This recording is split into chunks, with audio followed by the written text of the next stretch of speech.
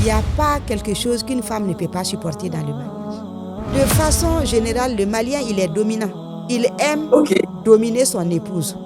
Puis tout ce que le Malien a comme orgueil, a comme ego, c'est très difficile. Le fait que tu sois autosuffisante crée une frustration dans ton couple. Le mari n'a pas besoin de 2 hommes à la maison. C'est la femme qui sait supporter. Nos mamans n'étaient pas des esclaves, mais subissaient beaucoup. Nos enfants ne subissent pas beaucoup, ne subissent pas et ne supportent même plus de nous voir, nous, leurs mamans, subir.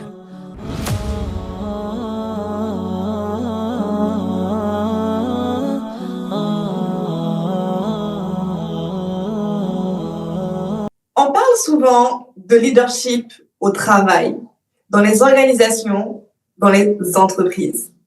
Mais il existe un leadership discret, subtil et bien quotidien. Le leadership au sein du couple. Le mariage. Le mariage comme espace de sagesse et de leadership. C'est ce que nous allons aborder dans l'épisode du jour du podcast Merveille. Comment faire pour qu'un espace comme ci permette à l'un et l'autre de s'épanouir dans le respect et la bienveillance. Toujours en très bonne compagnie avec maman. Maman, bonjour. Bonjour ma fille. Comment ça va? Oui, moi je vais bien. Et toi? Ça va très bien. Tu es en joli violet là. Gloire à Dieu. Je suis moins jolie que toi et ma fille. Merci pour le compliment. Et j'en profite pour remercier nos équipes techniques, puisque là, on le voit, on est à distance. Et ils ont réussi à trouver un format où on peut faire ça à distance, avec une qualité de son et de vidéo. Donc, merci beaucoup aux équipes. Tout à fait.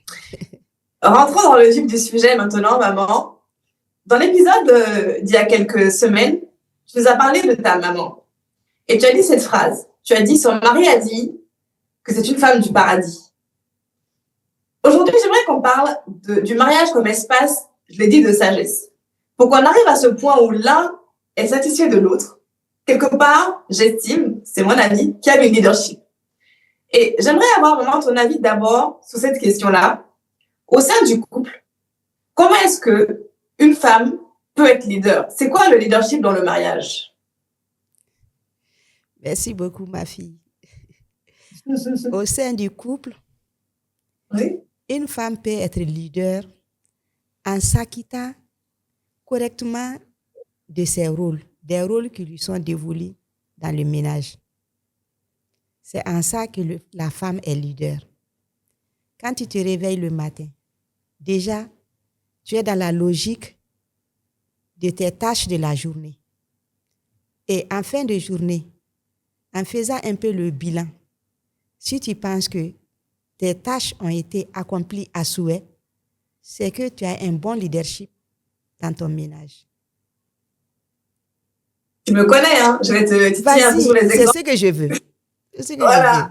Très bien. C'est très bien ce que tu as dit, maman. Mais bon, c'est un peu théorique pour nous. Tu vois, tu as une expérience de vie qui n'est pas encore nôtre. Concrètement, une femme leader dans le mariage, quelles sont ses caractéristiques?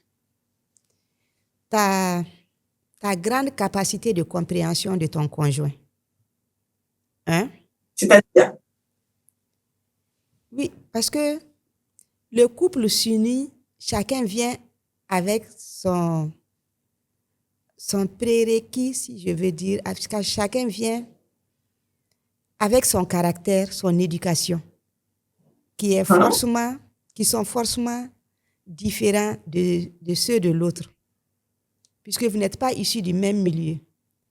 Donc, forcément, les angles, avant de s'arrondir, il y a des crochets. Et quand tu as la capacité de comprendre et pourquoi l'autre est allé dans ce sens et développer une stratégie en conséquence pour rendre la vie des couples paisible, moi je dis que tu as un bon leadership. D'accord. Donc, pour toi, si je reformule, hein, une femme leader dans son mariage, c'est une femme qui est en mesure d'instaurer un climat paisible. C'est ça? Hein? Oui. Très bien. On est là au finish pour être utile à la communauté. Dans la communauté, il y a aussi messieurs, nos amis les hommes. Quels qu'est-ce que tu dirais dans ce cas-là du leadership masculin? C'est quoi le leadership masculin au sein du mariage?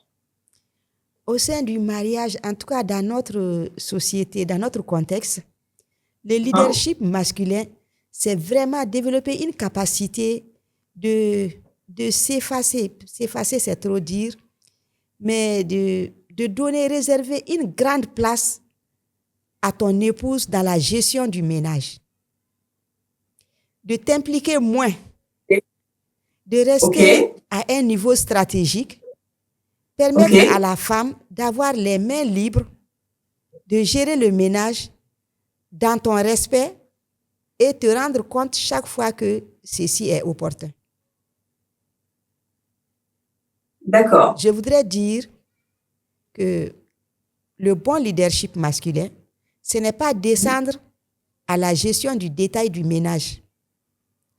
C'est prendre de la hauteur, donner les moyens à l'épouse et faire en sorte que l'épouse sache compter sur toi. Chaque fois qu'elle montre ses limites, qu'elle sache compter sur toi, qu'elle revienne en toi pour que tu l'appuies à mettre de l'ordre. D'accord. Ta vision, elle est intéressante et je pense que je vais pas la compléter, mais la préciser un peu pour ceux qui ne sont pas dans le contexte malien ou africain. OK. De ce que j'entends, ta vision du mariage, c'est chacun a son rôle, chacun a sa place quelque part. Et donc, le leadership, c'est prendre ma place en donnant la sienne à l'autre. C'est bien ça, hein, dans ta vision. L'homme, lui, il doit être le pilotage, la vision quelque part, vision stratégique. Et la femme, c'est plutôt la tactique, l'opérationnel, c'est ça? Exactement. Exactement. Très bien. Maintenant, si on aborde ce thème, c'est qu'aujourd'hui, on a beau être des personnes qui ont d'autres ambitions, qui travaillent, force est de constater qu'on vit en société, donc nous avons des époux, des épouses, des familles. Et il s'avère qu'il y a toujours matière à amélioration, ça ne se passe pas toujours comme prévu. Et j'aimerais te poser la question, est-ce qu'aujourd'hui, ce qui est constaté dans les sociétés maliennes, on va parler de ce qu'on connaît, comme dysfonctionnement dans les mariages, est-ce que quelque part, ce n'est pas un dysfonctionnement de la sagesse et du leadership? On peut dire, puisque la femme n'est plus dans le contexte d'antan. Et nos grands-mères, nos mamans n'étaient pas des esclaves, mais subissaient beaucoup. Et nous, on a moins subi. Et nos enfants ne subissent pas. Nos enfants ne subissent pas beaucoup, ne subissent pas et ne supportent même plus de nous voir, nous, leurs mamans, subir. C'est une autre conception de la vie en couple qui est vraiment différente de la nôtre. Mais ce que nous avons vécu, c'est que ce soit la femme qui accepte la soumission. Le leadership dans le couple, le bon leadership féminin, c'est la soumission chez nous. Il faut se soumettre. Mouniou, ika sabali. Mouniou, ika sabali. Et la plupart... Est-ce que tu veux détailler ça? Tu parles pas bambara, Mouniou et sabali, en 2 mots. Pour ceux qui ne comprennent pas le bambara, Mouniou et sabali. Mouniou, c'est la soumission. Contre ton gré, se soumettre pendant que tu as la douleur, pendant que vraiment tu n'acceptes pas, mais tu décides, tu n'as pas d'autre solution, tu n'as pas d'autre porte de sortie, tu acceptes, tu te soumets. Mouniou, c'est la soumission. Très bien. Et sabali, c'est vraiment accepter avec la sagesse. Ce qu'on te fait ne te plaît pas, mais tu supportes, tu pardonnes, tu es résilient. Mais Mouniou, vraiment, tu n'as pas d'autre force, tu n'as pas d'autre porte de sortie. Si les conditions changent aujourd'hui, tu n'accepteras point tout ce qui te font soumettre tout de suite. D'accord. Voilà. Je t'avais coupé, donc excuse-moi, tu peux continuer. Tu disais que vous avez accepté des choses et notre génération, non seulement elle n'accepte pas, mais elle n'accepte pas que vous acceptiez. Oui, exactement. Notre génération, je connais beaucoup de mes amis et quand on échange un peu, qui me disent « Mon enfant a dit ceci, mon enfant a dit cela, mon enfant ne veut pas que je fasse ci, Mon enfant ne veut pas que je supporte plus. Mon enfant pense que c'est assez, vraiment, ceci, c'est ça. Donc, ce conflit de génération existe et par rapport au leadership dans la vie des couples. Tu as parlé de Mounou et Sabali. Je pense qu'on ne peut pas passer sur ça. D'accord. De ton expérience, maman, je sais aussi que tu as travaillé sur les violences basées sur le genre, donc tu as accompagné beaucoup de femmes dans ces sujets-là. Mm-hmm. À quel moment on passe de la patience au fameux mougnon? C'est-à-dire, où est la limite entre là, c'est un sujet de communication. Tu as beaucoup parlé de communication dans ce podcast. Là, c'est un sujet de communication. Il faut discuter, parler. On parle vraiment comme des adultes, des leaders. Et là, quelque part, c'est de la soumission aveugle et dans un sens négatif. Et ce n'est pas bon et il y a matière à corriger. Oui, la soumission, c'est accepter en attendant des jours meilleurs. C'est vraiment être là, ne même pas accepter. Tu ne réagis pas, tu encaisses. Tu subis. Okay. Oui. Tu subis en attendant des jours meilleurs. J'ai connu des femmes à qui on a beaucoup fait et qui ont beaucoup enduré, qui n'ont jamais protesté, qui les gens pensaient qu'ils acceptaient, mais n'acceptaient pas. Dès que les enfants ont grandi ont eu la prérogative d'être influents dans la famille, le comportement de la maman change tout de suite. Et? Ça change tout de suite, on voit le vrai visage. Alors que des décennies durant, elle a tout accepté, elle a tout supporté, mais ce n'était pas de gaieté de cœur, ce n'était pas parce que j'accepte et je suis résilient, je pardonne, mais non. Au contraire, il y en a même qui veulent se venger de tout ce qu'ils ont subi avant. Totalement. Et c'est justement pour ça que j'aimerais que dans un dialogue entre deux générations, donc toi et moi et ces personnes qui vont écouter le podcast ensuite, toi, de cette expérience-là, pas quel conseil, mais comment tu permets aux gens d'identifier que ça, attention, les jeunes, là, il faut faire preuve de leadership, aller communiquer, c'est un sujet de communication, et là, attention, là, on glisse vraiment vers un lieu ou un point de non-retour. Je ne sais pas si ma question est claire. Ça ne me paraît pas clair. Ok. La jeune génération dont tu parles, moi, je connais beaucoup de personnes, des amis, des connaissances qui me disent ça, j'accepte pas, s'il fait ça, je pars, ça, je reste pas.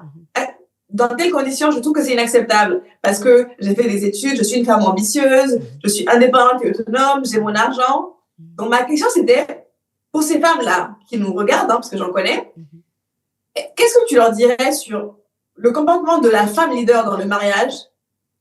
À ce moment-là, là, c'est une situation, il faut discuter. Ça, c'est normal, entre guillemets, ou ça se résout. À quel moment on sait que ça se résout? Et à quel moment on sait que ça, non, là, faut pas accepter, il faut même pas mounou, faut partir quelque part. C'est le mot. Bon, je vais citer ma grand-mère. Ma grand-mère, une fois, m'a dit, il n'y a pas quelque chose qu'une femme ne peut pas supporter dans le mariage. Ah, ok. Ça, c'est leur génération. Ok. Elles peuvent tout supporter et on doit tout supporter. Parfait. Je ne suis pas totalement d'accord avec elles, mais je me dis, on ne doit pas se fixer des limites et dire, si c'est ça, je m'en vais, si c'est ça, tu t'en vas. Dieu nous a créés pour vivre en couple. Tu t'en vas, c'est pour aller créer un nouveau couple ou aller vivre seul. Et la solitude n'a jamais été positive pour quelqu'un, que ce soit un homme ou une femme. Après avoir fait un mariage, la solitude n'est plus la bonne option. Donc, il faut relativiser. D'accord. Il faut relativiser. Dans la vie, tout est relatif. Rien n'est absolument bon, rien n'est absolument mauvais. Quel que soit le mauvais comportement d'un conjoint, il y en a qui sont positifs. Fournir l'effort à la jeune génération, je demande de fournir l'effort, de s'apaisantir beaucoup plus sur le positif que ton conjoint t'offre.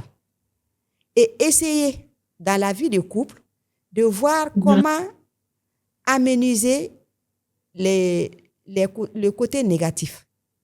Ça se gère. Patiemment, tu fais l'éveil de conscience par rapport à tout ce que tu trouves négatif, sans compter que toi-même, tu n'es pas parfait. Tu as ton négatif aussi. Donc, à la jeune génération, je voudrais vraiment que ce soit l'option. D'abord, s'appesantir sur tout ce qu'il y a de positif chez ton conjoint et ensuite, faire un éveil de conscience par rapport à l'existant négatif et voir ensemble comment faire pour les améniser sans compter que toujours toi-même, tu n'es pas positif. Donc, garder en vue tout ce qu'il y a de négatif chez toi. Chacun est son... Ma maman me disait souvent que chacun est son maître, chacun est son maître, quoi. Chacun sait ce qui ne va pas dans ton comportement.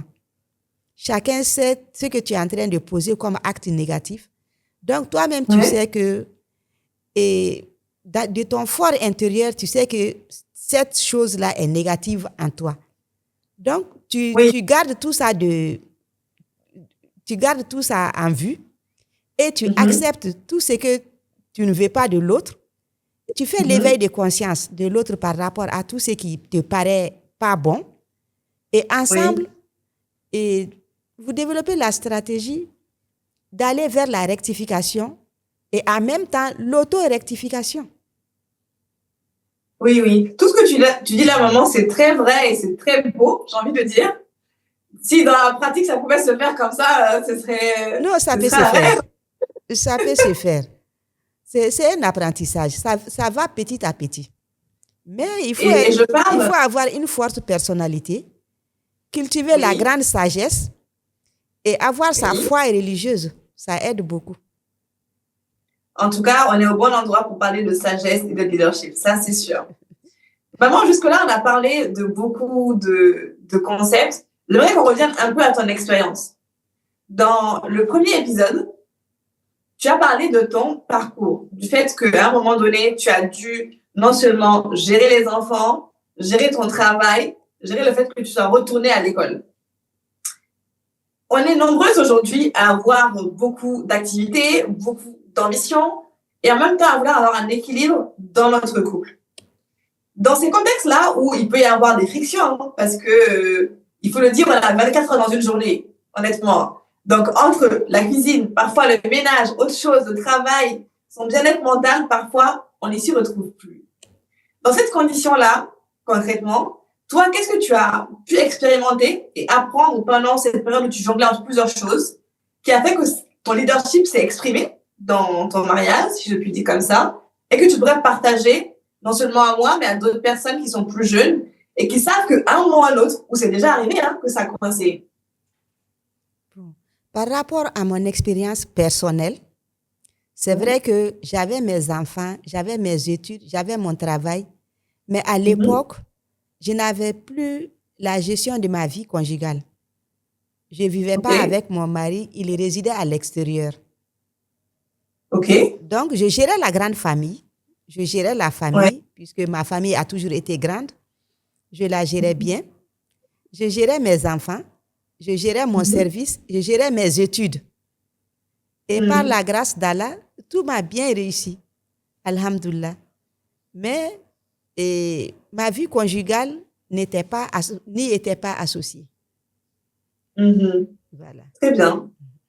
Donc, peut-être pas sur la base de ton expérience, mais c'est une question qui mériterait un avis de ta part quand même. D'accord. Aujourd'hui, on ne peut pas faire justice à tout. Je donne ça comme ça comme une anecdote. Moi, j'écoute beaucoup d'émissions et d'autres podcasts pour me nourrir. D'accord. Et j'écoutais l'interview d'une présidente d'une entreprise mondiale qui disait qu'on a 24 heures dans une journée. Oui. Et qu'il faut être honnête, on ne peut pas faire justice à tout le monde. Qu'elle, à son époque, elle travaillait beaucoup sur l'entreprise. Donc, un jour, son mari lui a dit « Mais toi, tu travailles beaucoup. Je ne te vois quasiment pas. Et si je prends la liste des priorités, clairement, il y a ton entreprise et ton entreprise.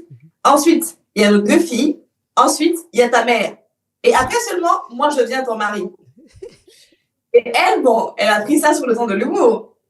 Elle lui a dit, mais toi, tu devrais être content. Au moins, tu es sur la liste. Moi, je n'es pas sur la liste. Hein. Donc, quelque part, maman, je pense qu'il faut être honnête, on ne pourra pas tout faire. Aujourd'hui, moi, la question que je pose, peut-être que la réponse n'est pas toute faite, hein, c'est pas oui ou non, blanc ou noir, mais arriver à exercer ce leadership de je donne la place à l'autre, le temps à l'autre, en ayant un équilibre, c'est un jeu d'équilibriste. C'est vraiment le mot. Oui, il faut savoir raison garder de part et d'autre et vivre d'espoir. C'est très, très éphémère. C'est très éphémère, puisque quelques années, moi déjà, à la fin de cette année, je vais à la retraite. Donc, le service va être out. Mes enfants sont déjà out. Je serai quasiment, en tout cas, 60 à 70% de mon temps sera réservé qu'à mon époux. Il va être bien heureux, Inch'Allah. Allô? Je vais dire à papa, on va mettre le podcast en plus. Le podcast, les émissions, les conférences. on va les faire signer. Donc, je veux dire qu'avec un peu de patience, tout est éphémère. Ça passe très, très vite. Ça passe vite. Sauf que en vivant ces moments précis où l'autre n'est pas trop satisfait de ton comportement, il faut trouver le moyen d'adoucir. Il ne faut pas rajouter. Déjà, sur fond de l'humour, l'autre a pu gérer sa question en disant que tu es bien heureux, tu es déjà sur la liste. Mais sous d'autres cieux, tu vas avoir une réponse amère. Et ça n'arrange pas la situation. Ça peut contribuer à rendre la vie de couple amère. Donc, il faut éviter. Mais si je reprends la définition du leader, en tout cas, moi, quand je l'entends, je vais t'arrêter, c'est cette personne qui arrive.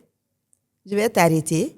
Je n'ai pas suivi les débuts. La technologie nous a joué un tour et là, on ne te recevait pas. Ah bon? Oui. Donc, je n'ai pas suivi les débuts de la question. C'est drôle parce que j'ai oublié le début de mon propos. Je ne sais plus ce que je disais. OK. On parlait de mariage. Oui. Oui, bon, vas-y. Ouais. Oui, je voulais te dire de trouver un autre. Trouve un autre propos. Tu n'es pas obligé de te lier, de te fixer. Ah, mais est-ce que tu as entendu la fin au moins de la question? Non? Je t'arrêtais déjà. Ah, ok, d'accord. Bon, j'ai perdu le fil, mais c'est pas très grave. Je dis juste que ça revient à l'éducation quelque part. Hein. On parle de personnes qui n'ont pas les mêmes bases, qui viennent ensemble, qui doivent collaborer. Mais je disais que moi, dans la définition du leader, c'est celui qui, quand tu travailles, on prend l'exemple de l'équipe. Une équipe, c'est les personnes qui ont un background différent, des caractères différents. Tu dois arriver à les faire travailler ensemble. Donc, ça revient à ça dans le mariage aussi. Quand tu viens en tant qu'épouse ou en tant qu'époux dans le mariage, tu dois faire preuve de sagesse, donc comprendre l'autre, communiquer, et ça revient à l'éducation. C'est juste ça que je disais comme complément. Ah, ok, d'accord. Merci beaucoup. Et je suis parfaitement d'accord avec ton compliment. On est en phase, maman, c'est très bien. C'est ça.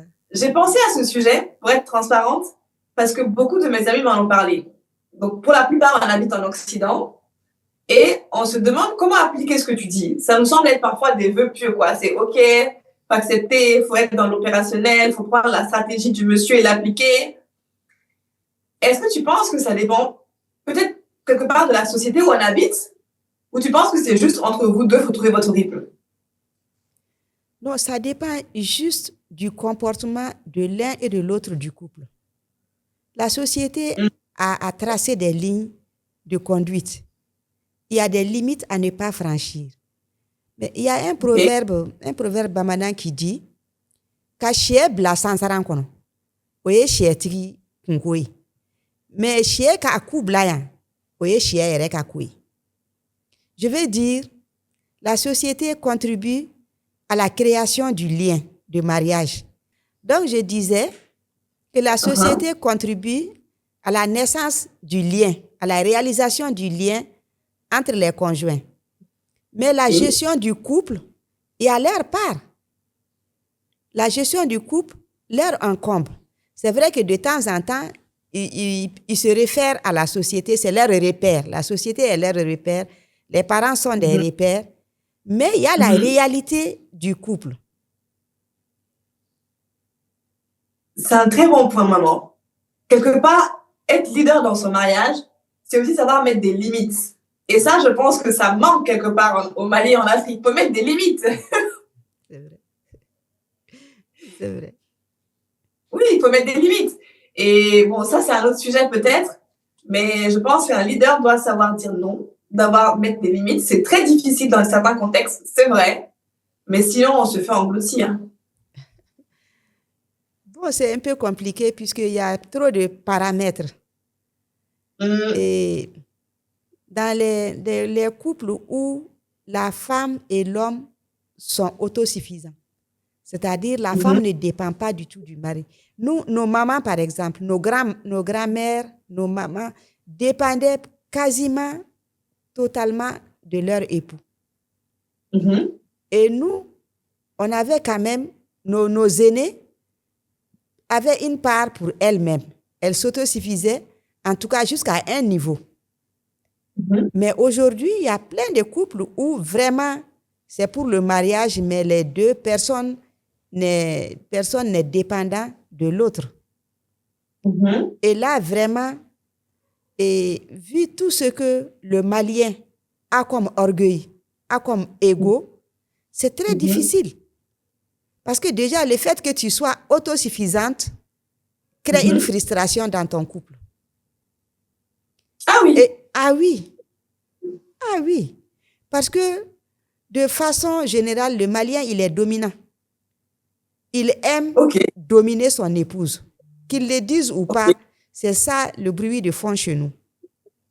D'accord. Et dès que tu n'es pas dépendant, c'est très difficile que lui te domine sur toute la ligne. Donc, les messieurs, là, ils voulaient vous marier, mais c'est pour dominer vos femmes. Oui, c'était ça le concept. Muso e duguma mogodi. Muso e duguma mogodi. Tiede e sanfe mogoi. Muso koni ibi dadi.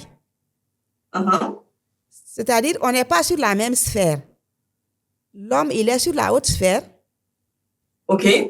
Et la femme, c'est vraiment en bas, quoi. Mais il y a un autre proverbe de chez nous, quand même, maman, qui dit que quand l'homme dit, quand on dit que la nuit porte conseil, c'est que pour que l'homme aille prendre conseil auprès de sa femme. Parce que quelque part, les femmes ont un leadership subtil. Ce n'est pas à haute voix comme ça, mais ils s'exercent vraiment. Oui, ça c'est un contexte particulier. Quand il a besoin d'échanger avec toi, il sait que tu n'es pas aliéné mental. Il sait qu'il peut bien profiter de ta sagesse, il peut bien profiter de tes conseils. Mais dans la vie de tous les jours, dans la vie à la maison, il se veut dominant. Quand il dit si, quand il dit I, c'est le I. D'accord, je comprends. Voilà. C'est un peu donc, ça. Ça fait le lien avec la soumission dont tu parlais quelque part. Hein. Exactement. Femme soumise. D'accord, très bien. Et de l'autre côté, la femme qui sait qu'elle est autosuffisante ne se donne pas trop de pression pour se soumettre, chaque fois se soumettre pendant que je ne dépends pas de toi. Donc vraiment, laisse-moi respirer. Oui, je vois. Tu ne peux pas me faire ça parce que je ne dépends pas de toi. Je me suffis à moi-même. Donc, tu vas me respecter que tu le veuilles ou pas. Je vois. C'est un peu ça. Donc, pour qu'on se rejoigne au milieu comme deux leaders, deux adultes, deux personnes respectables et respectées, messieurs, mettez de l'eau dans votre vin sur le côté égo. Et mesdames, le mariage, ce n'est pas que financier. On peut venir construire quelque chose. Le mari n'a pas besoin de deux hommes à la maison. Tu veux reprendre cette phrase? C'est une très, très profonde phrase. Le mari n'a pas besoin de deux hommes à la maison. Et si tu détailles un peu, pourquoi tu as dit ça? Il se veut homme et l'autre femme, épouse. Donc vraiment la douceur. Un peu de dose de soumission. Je rigole un peu, ça me fait penser à certaines discussions que moi j'ai eues avec d'autres personnes. Très bien. Le mari a besoin de douceur. Oui. On commence à tirer vers la fin, maman. Beaucoup de plaisir comme d'habitude. Si je récapitule un peu, le leadership pour la femme au sein du foyer, tu as dit de la douceur, de la présence. Et de Pour l'homme, s'acquitter des rôles qui te sont dévolus. et de s'acquitter de ses rôles, notamment, par exemple. Il y a des rôles de la Quels sont femme. Hein? D'accord. C'est évident, c'est ça pour toi? On parle de quoi là? De la cuisine, du ménage? La bonne tenue de la maison. La bonne tenue de la maison. Et d'accord. Gérer la nutrition de ton mari correctement. Ça, c'est un point important, ça, la nutrition. Très, très important. Très, très important. Oui. D'accord. Et côté homme, on a dit savoir laisser la place à la femme dans la gestion quotidienne, ne pas s'immiscer dans sa gestion. Exactement, exactement. C'est ça. Bon, il n'y a pas meilleure formulation, hein, laisser la place à sa femme. Oui. Très bien. Maman, on va conclure cet épisode, on tire vers la fin. Qu'est-ce que tu aimerais rajouter après tout ce qu'on s'est dit dans le leadership et la sagesse au sein du mariage, dans le fait de voir le mariage comme un espace où l'on vient, on se respecte et on bâtit? Je sais que je ne ferai pas le monde, donc je m'adresse plutôt à mes compatriotes, les jeunes. Okay. Accepter de revenir à nos valeurs anciennes. Accepter de supporter, entre guillemets, vos époux. L'équilibre du ménage dépend beaucoup plus du comportement de la femme que celui de l'homme. C'est la femme qui sait supporter. Je reviens à ce que j'avais dit tantôt, la soumission et la résilience. Accepter, pardonner et soyez résiliente. Voilà. Ça, c'est à l'adresse de la jeune génération. Vraiment, accepter d'aller vers le mariage, rester dans le mariage, advienne que pourra, échanger franchement avec les conjoints, au besoin, faire intervenir l'entourage immédiat, la famille, puisque le mariage n'unit pas que deux individus, mais chez nous, ça unit plutôt deux familles. Donc vraiment, avoir l'objectif de préserver ton union, advienne que pourra. C'est ce que je conseille aux jeunes d'aujourd'hui comme dernier mot. On va pas faire un débat dans la conclusion. Merci pour ton dernier mot. Ce que j'aimerais rajouter, c'est qu'on a voulu cet épisode comme un espace de voir le mariage différemment. C'est vraiment un espace où on exerce un réel leadership au quotidien, subtilement, par l'humeur, nos réactions, nos réponses, parfois aussi nos interrogations. Merci pour tous ces conseils, maman. Que chacun prenne sa place en laissant la sienne à l'autre. À très bientôt pour un autre épisode de notre live. Pour travailler, comme l'a dit maman, votre leadership et votre sagesse de génération en génération. À bientôt. Merci, ma fille.